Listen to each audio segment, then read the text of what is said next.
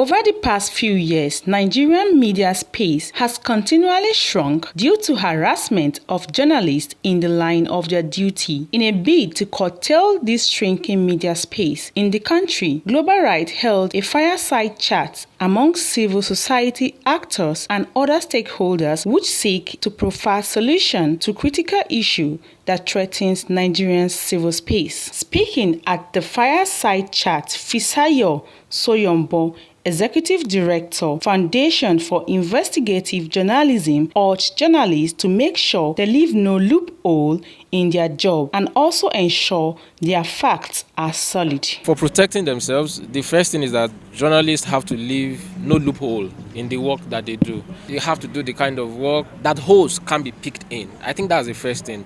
If someone is trying to come after you, government is trying to harass you, security agents are trying to intimidate you, but you are sure that the work you've done is impeccable, is without bias, has no loophole, the fact checks solid, that's the first thing. You know, when people have a case against you, but even they know in their mind that you've done nothing wrong, it's easier to get out of it.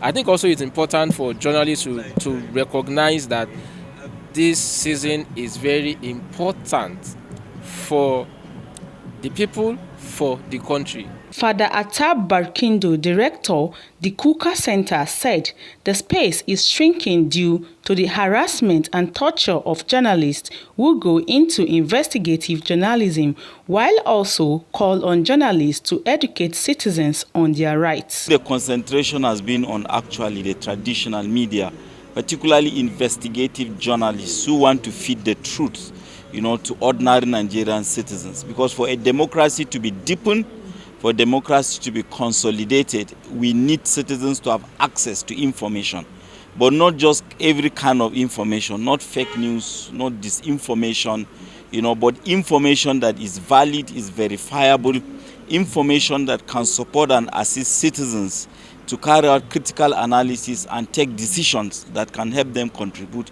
effectively to governance and to progress and development in Nigeria. First thing the journalists must do is to educate citizens, to know their rights, to understand, have access to information.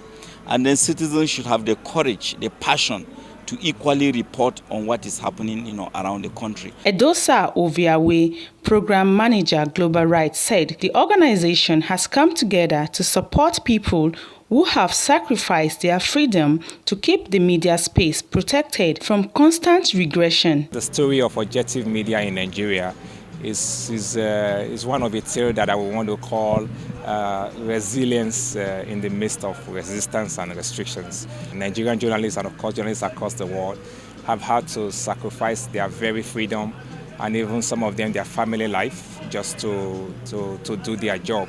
And so we thought it's time for us to come together as citizens and as people, as Nigerians, to say how do we support these people to keep the media space protected from the constant regression we are having in our country.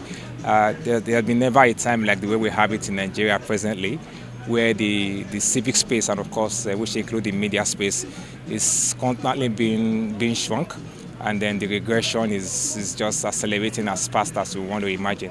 And so we thought it's the time for us to come back and sit down, get citizens together to sit down with the media, with the journalists, and say, how can we as citizens support you in the work that you do? Dorcas Olariwaju, Voice TV, Nigeria.